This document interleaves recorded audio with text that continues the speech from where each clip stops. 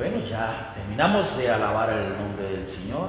El último canto me encantó. Andando irán, llorando irán, pero felices volverán. Hechos capítulo 17, versículos 23 en adelante. Hechos 17, 23. Muy buenos días a ustedes también, los que nos estén viendo y los que quizás nos vayan a ver. Que el Señor les bendiga muy ricamente. Hechos capítulo 17, versículos 23 en adelante. Quisiera hablar con ustedes, compartir con ustedes el mensaje. Lo he titulado Abba Padre, el Dios no conocido. Abba Padre, el Dios no conocido. Entonces, en Hechos capítulo 17, versículo 23, y ahorita les voy a dar un poquito más del contexto. Dice así: porque pasando y mirando vuestros santuarios, hallé también un altar en el cual estaba esta inscripción: al Dios no conocido, al que vosotros adoráis, pues sin conocerle, es a quien yo os anuncio. Qué interesante, qué pasaje más interesante.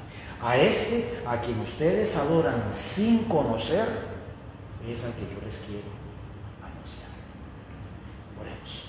Padre bendito, en el nombre de Jesucristo, nos disponemos a abrir tu palabra.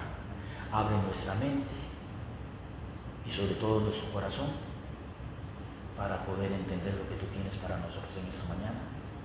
Y como siempre te pido, Señor, que nos ayudes a ser no solamente oidores, sino hacedores de tu palabra. En el nombre de Cristo Jesús. Amén. En el transcurso de esta enseñanza vamos a hablar de dos grupos: epicúreos y estoicos. Entonces voy a compartir con ustedes lo que estaba pasando.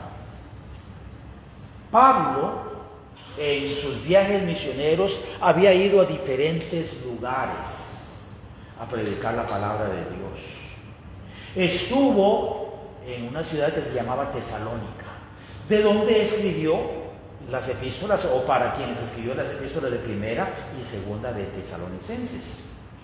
En Tesalónica tuvo éxito la predicación de Pablo, al punto de que hubo un grupo de personas que confabularon para matarle. Por esta razón, los creyentes deciden enviarlo a otra ciudad que se llamaba Berea. La última iglesia en la que nosotros trabajamos, que ayudamos a iniciar allá en Costa Rica, se llama Iglesia Bautista Berea. La iglesia en Berea era una iglesia interesante. De hecho, dice Pablo: los hermanos en Berea son más nobles que los hermanos en Tesalónica, que los tesalonicenses, porque ellos escudriñan las escrituras para ver si lo que yo les estoy diciendo es cierto. No por el hecho de que el pastor Chavarría esté diciendo algo quiere decir que sea cierto. Yo procuro predicar la verdad. No con eso quiere decir que no haya cometido errores. De hecho, cuando yo estudio los primeros mensajes que yo escribí, digo: Señor, ¿cómo es posible que haya cometido tantos errores? Y así es la vida, en cualquier profesión, en cualquier trabajo. Hermano, usted que corta pelo, me imagino que desde que inició a cortar pelo hasta ahora ha mejorado mucho. Mindy, en su profesión como administradora, si tuvieses el conocimiento que tienes ahora, cuando recién empezaste, hubieras hecho cosas muy diferentes. Yo como pastor también. Los que nos están escuchando por acá, o que nos van a escuchar en sus diferentes trabajos, en sus diferentes oficios, profesiones, Es normal poder evolucionar. Entonces, los hermanos en Berea, ellos decían, no porque lo diga Pablo, lo vamos a creer, solamente porque lo diga Pablo. Queremos verlo en las Escrituras. Aquí también recibe una gran aceptación. Pero igual se levanta un movimiento hostil en contra de la vida de Pablo, promovido por los disidentes o las personas que estaban en contra de Tesalónica. Llegaron a Berea a levantar al pueblo en contra de Pablo. Entonces Pablo se retira y se dirige hacia Atenas, otra ciudad. En Atenas es donde encuentra que eran sumamente religiosos y que tenían santuarios, tenían templos. Me recuerda mucho a las ciudades más grandes en nuestros días, aquí en nuestro país, y muy posiblemente que en muchos de nuestros países hispanos también. Aquí no es inusual encontrarse templos para diferentes grupos cristianos y pseudo cristianos. Por pseudo cristianos es que hablan del nombre de Cristo, hablan de la Biblia, pero también tienen sus propias creencias. Por ejemplo, aquí en Atlanta hay grupos que son de iglesias homosexuales cristianas. ¿Está Cristo ahí? No, jamás. Porque hay una contradicción entre el Cristo de la Biblia y este Cristo que estas iglesias están pretendiendo predicar. Un Cristo que lo acepta todo, un Cristo que acepta cualquier pecado. Entonces, no, ese no es el Cristo de la Biblia. Sin embargo, se denominan como cristianas. Pero también hay otras iglesias y otros grupos religiosos. Hay Hare Krishnas, hay budistas, hay musulmanes. Entonces, Pablo se encontró con esto. Dice, miro que ustedes tienen muchos templos. En una ocasión recuerdo que en el año de 1989, cuando vine por primera vez a Estados Unidos, pasé por una calle que había como 4 o 5 iglesias en la misma calle, bien cerquita. Pero el caso que me llamó más la atención, porque nunca lo había visto en Costa Rica, era un templo que era un templo grande.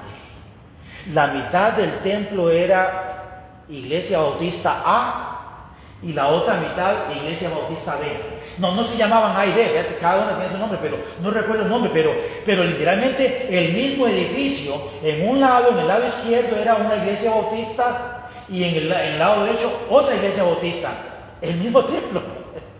Y uno dice, pero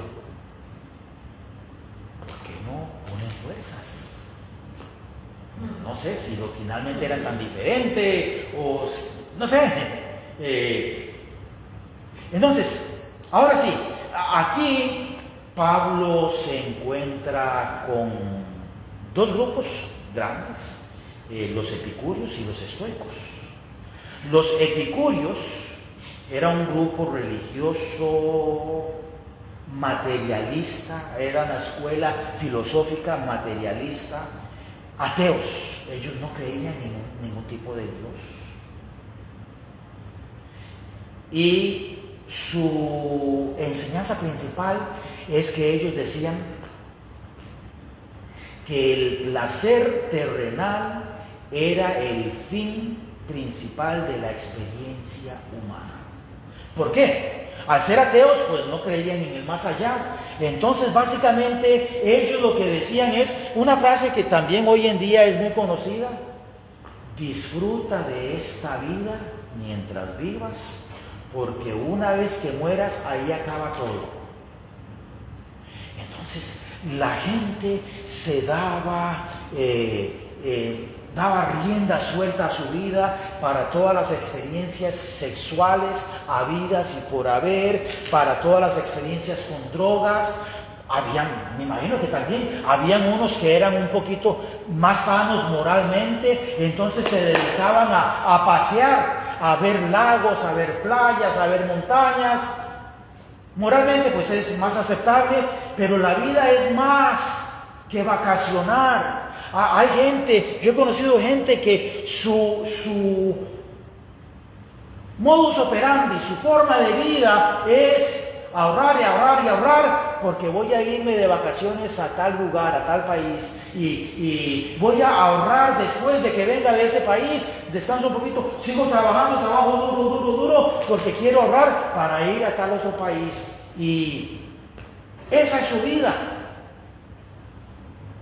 La vida es más allá que lo que los epicúreos enseñaban, que el fin principal de la existencia humana es el placer. No, hay más que esto. Los estoicos, por otro lado, era también una línea de pensamiento que más bien se enfocaba en la perfección a través de alcanzar virtudes. Entonces, yo quiero alcanzar el poder amar más al prójimo. Yo quiero alcanzar el poder ser un mejor papá, una mejor mamá. Yo quiero alcanzar la virtud de ser un mejor vecino. Entonces, era una forma superior de pensamiento que el pensamiento epicúreo, pero ambos eran hostiles a este evangelio que Pablo estaba predicándoles. Ahora vamos a empezar entonces a analizar estos versículos. Hechos capítulo 17, versículo 23. Pablo les dice: noto que ustedes son religiosos y que tienen un templo al Dios no conocido. No le conocemos, pero queremos alabarle. No le conocemos, pero queremos honrarle. No le conocemos, pero queremos servirle. No tiene sentido. En nuestra mente humana, ¿cómo vamos a tener un templo y vamos a invertir miles de dólares y vamos a tener un grupo de personas que vaya a servir y cantar a un Dios no conocido? De hecho, el libro de Hebreos habla un poquito acerca de esto. El libro de Hebreos dice que para poder agradar a Dios tenemos que creer que Él existe. Tenemos que creer que le hay, que hay un Dios. Las personas epicúreas de hoy en día nos acusan, no solamente a los cristianos, sino a todos los religiosos, como personas ignorantes, de una mente muy cerrada, de una mente maleable, o sea, fácil de manejar, porque creemos en la existencia de un Dios, de un ser superior. Nosotros los cristianos, no solamente de un ser superior, sino que es Jehová Dios, el creador de los cielos y la tierra, Emmanuel, Jehová hecho hombre, Dios con nosotros. Nosotros creemos que un día está establecido para los hombres que mueran una sola vez y después de esto el juicio. Nosotros como cristianos creemos que hay dos juicios principales: es el juicio del tribunal de Jesucristo para los creyentes, no para determinar si vamos al cielo o no. De hecho, el tribunal de Jesucristo va a ser en el cielo. Y va a ser para los creyentes, para determinar las cosas, las recompensas que van a tener, según lo que hayan hecho mientras estaban en el cuerpo, sea bueno o sea malo. Y después está el juicio del gran trono blanco, en el cual se va a determinar el tipo de castigo que va a tener la persona una vez que sea arrojada al lago de fuego. Al diablo no le interesa si una persona es atea o es religiosa. Porque una persona que no cree en Dios y una persona que cree en Dios a su manera van a tener el mismo destino. Los dos no son creyentes y los dos van a ser arrojados al lago de fuego por toda la eternidad, tanto el ateo como el no creyente. Entonces, si el diablo no tiene preferencia, si una persona quiere ser religiosa o si una persona quiere ser atea, para él es lo mismo. Lo que él quiere es que no conozcan a Jehová, el creador de los cielos y la tierra. Lo que él quiere es que desconozcan a Jesucristo, cuyo nombre es el único nombre bajo el cielo dado a los hombres, a través del cual podamos ser salvos. Estamos en Hechos capítulo 17, versículos 23. Hechos 17, 23.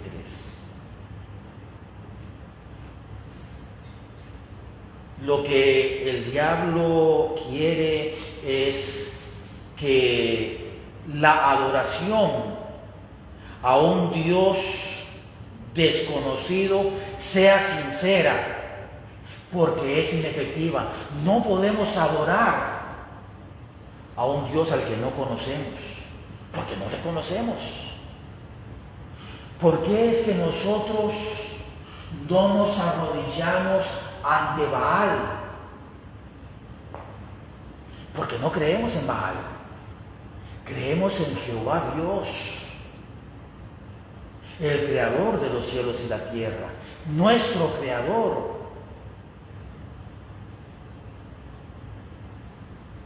Nosotros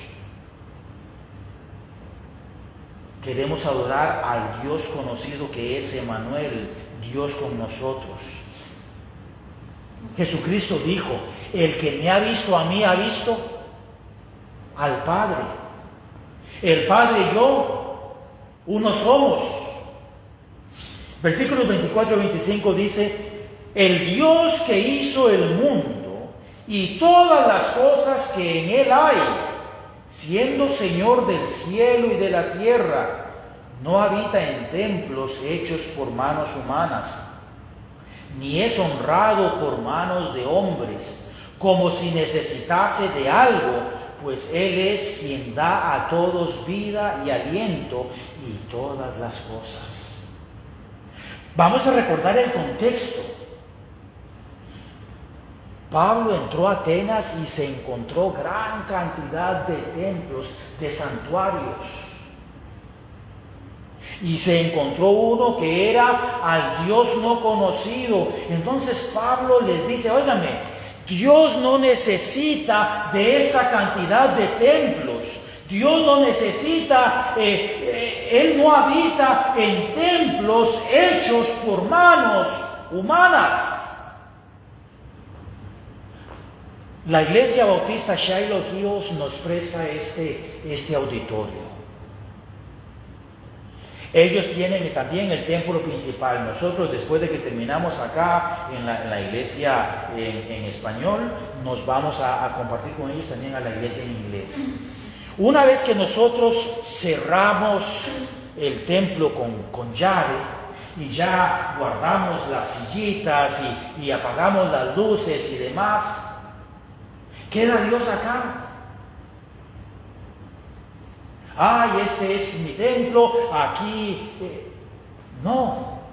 Dios queda acá como queda en cualquier otra parte del mundo. ¿Por qué? Porque Dios es omnipotente, omnisciente y omnipresente. Pero este lugar es santo solamente porque lo hemos dedicado a Dios. Pero no es que, ay, tengo una petición muy grande delante de Dios y fui al templo pero estaba con llave y ya Dios no me va a oír porque no estoy en el templo. No. No, Dios no habita en templos hechos por manos humanas. Dios se complace con las personas que en todo el mundo le buscan de todo corazón. Dios no tiene necesidad de nosotros. Dios no tiene necesidad de nuestra alabanza. Dios no tiene necesidad de nuestro dinero. Él no necesita nada que nosotros podamos ofrecerle. Entonces, cuando nosotros nos acercamos a Dios por la fe, no es porque Dios tenga necesidad de nosotros, sino porque nosotros tenemos necesidad de Dios. Cuando nosotros de todo corazón alabamos a Dios en nuestras casas o aquí en el templo o en cualquier lugar, cuando vamos manejando, en cualquier lugar, en el trabajo, cuando nosotros alabamos a Dios, Dios se complace en la alabanza, pero el que necesita alabar a Dios somos nosotros los cristianos. Dios no necesita nuestro dinero, pero Dios dice que nosotros necesitamos darle a Él para poder aprender a confiar en Él y para que su obra sea extendida.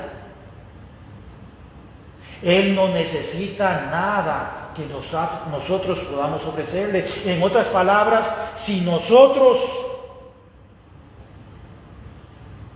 dejamos de alabar a Dios,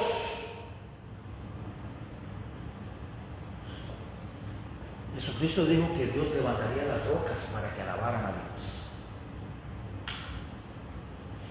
Las aves alaban a Dios, los árboles alaban a Dios, los ángeles alaban a Dios. Si nosotros dejamos de alabar a Dios, nosotros somos los que perdemos. Si nosotros dejamos de buscar de Dios, nosotros somos los que perdemos, no es Dios. Los templos humanos son un lugar conveniente para poder tener un lugar en el cual congregarnos como iglesia, para alabar a Dios y para aprender de su palabra. De hecho, nuestra humanidad no sería la misma.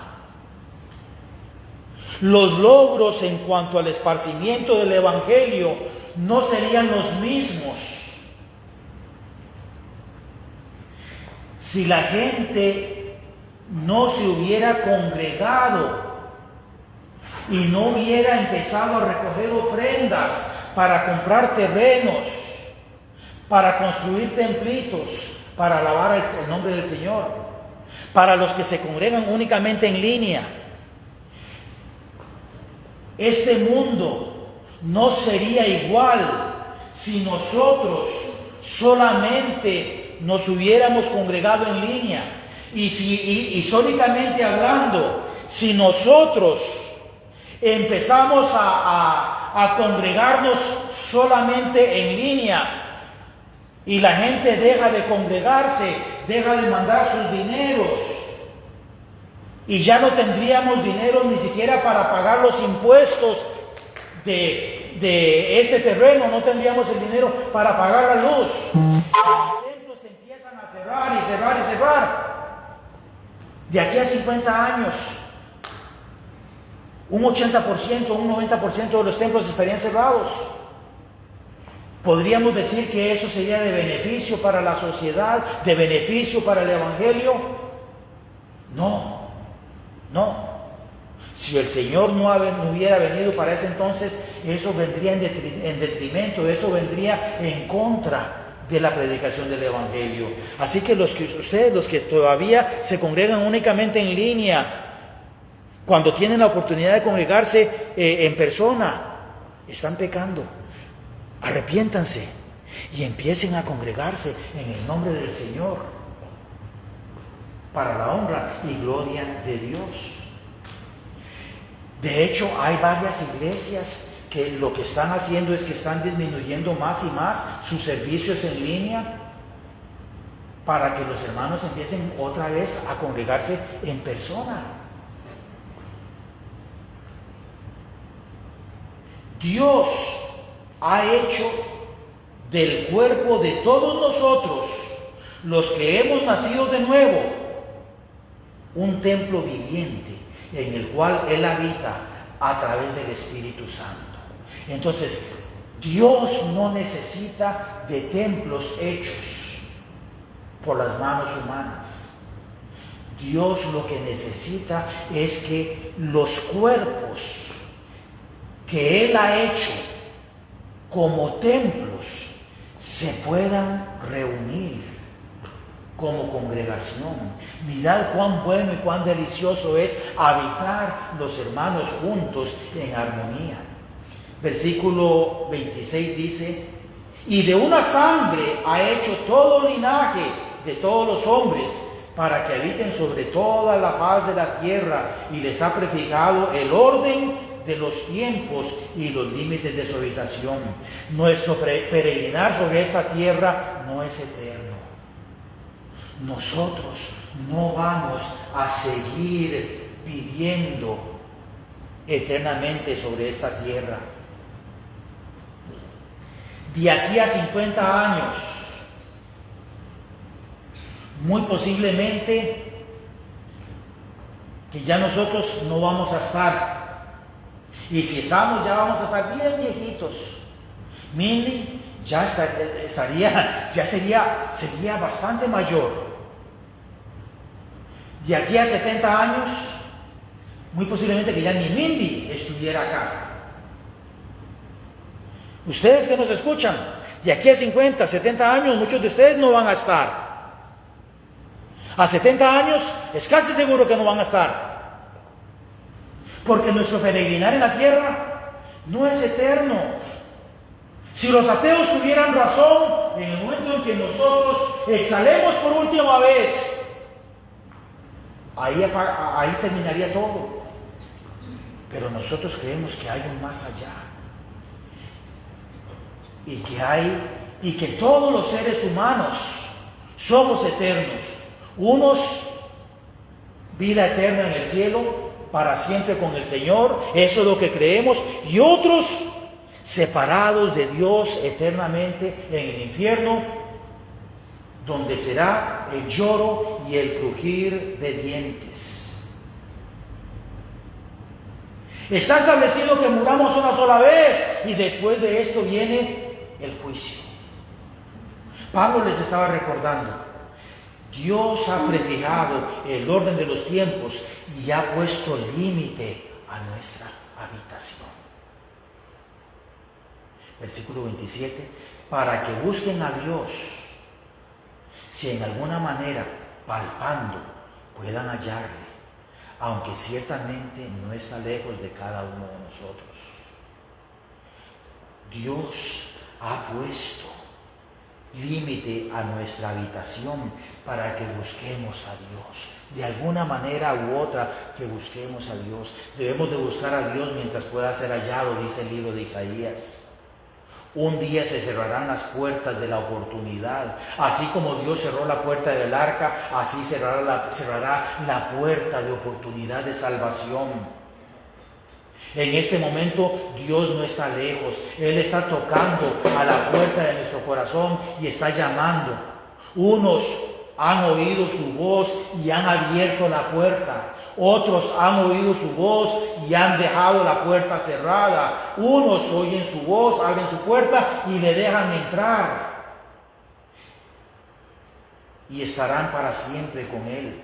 Versículos 28 y 29 dice: porque en Él vivimos y nos movemos y somos, como algunos de vuestros propios poetas también han dicho, porque linaje suyo somos. Siendo pues linaje de Dios, no debemos pensar en la divinidad, no debemos pensar que la divinidad sea semejante a oro o plata o piedra, escultura de arte o de imaginación de hombres.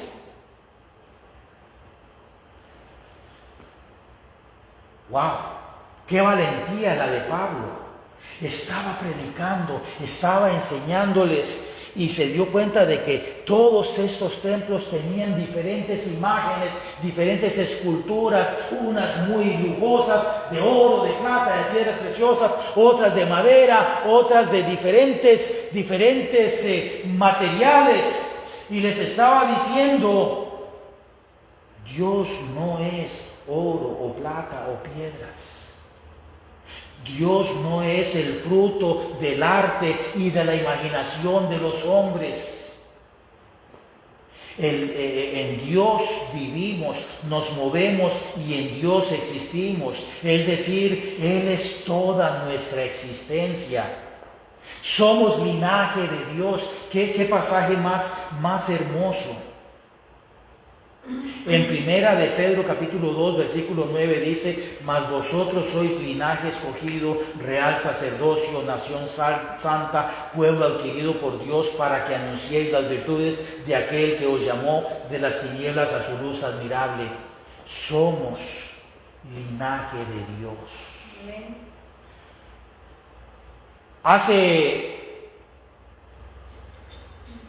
Cuando yo me crié, tuvimos gran cantidad de perritos, pero ninguno era de raza. Y ninguno definitivamente tenía pedigrí.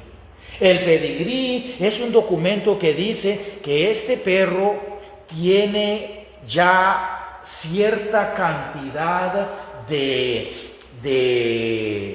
padres de cierta raza. Entonces, se me ocurrió leer un poquito acerca del pedigrí. Cuando ya se tiene un perrito de una raza, a nosotros en nuestra familia nos encantan los salchichas miniatura.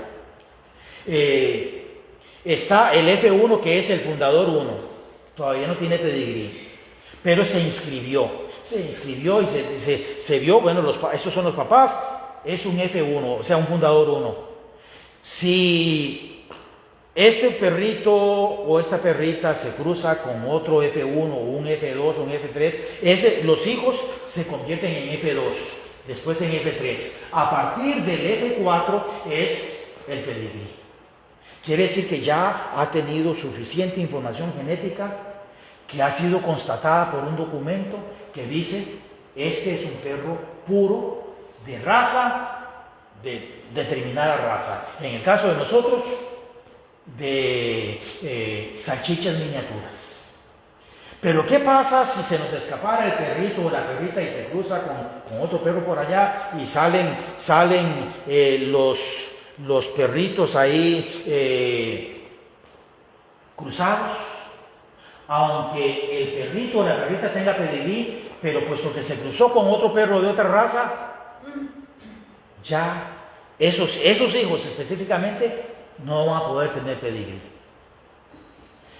Hermanos, nosotros somos linaje de Dios. Dios nos sacó de la familia del diablo. Vosotros sois de vuestro padre el diablo, y los deseos de vuestro padre queréis hacer. Dios nos hizo linaje suyo. Pueblo adquirido por Dios, pueblo comprado por Dios. ¿Para qué? Para que anunciemos las virtudes, para que anunciemos el amor, para que anunciemos las bondades de Cristo. Segunda de Pedro 1:4 dice: por medio de las cuales nos ha dado preciosas y grandísimas promesas, para que por ellas llegaseis a ser participantes de la naturaleza divina, habiendo huido de la corrupción que hay en el mundo a causa de la concupiscencia. Dios, a través del hecho de que nos hizo linaje de Él, nos hizo partícipes de la naturaleza divina. Dios insertó en nosotros su ADN espiritual. Por eso es que nosotros un día, con ese ADN espiritual, un día vamos a ser transformados. Un día este cuerpo va a sufrir una metamorfosis. Vamos a dejar de ser hombres y mujeres físicos para pasar a ser seres espirituales, por esa naturaleza divina que Dios ha insertado en nosotros. Dios no ha sido hecho con materiales como el oro o la plata, por manos de los hombres. Esto no calzó muy bien con ellos. Entonces, ya el tiempo se nos está acabando. Quisiera terminar con esto. Dios pasó por alto nuestros pecados pasados. Dios cargó en Cristo el pecado de todos nosotros. La razón por la cual Dios pudo pasar por alto nuestra ignorancia y nuestro pecado es porque Cristo fue castigado en nuestro lugar. La única manera en que podemos apropiarnos de su perdón es a través del arrepentimiento. El arrepentimiento es más que remordimiento. El arrepentimiento es más que sentirse un poquito mal por lo malo que hemos hecho. El arrepentimiento es un cambio de familia. Pasamos a ser familia de Dios. El arrepentimiento es un cambio de naturaleza. El arrepentimiento es un cambio de destino. Íbamos con rumbo al infierno por toda la eternidad. Ahora esperamos la esperanza gloriosa. Jesucristo dijo: en la casa de mi Padre hay muchas moradas. Estoy preparándoles una y los voy a venir otra vez para tomarlos conmigo. Es un cambio de destino. El verdadero arrepentimiento es un cambio de dirección. Antes íbamos agradando nuestra propia carne, nuestra propia forma de ser. Hoy en día estamos agradando nuestro espíritu, el espíritu de Dios, estamos agradando a Dios.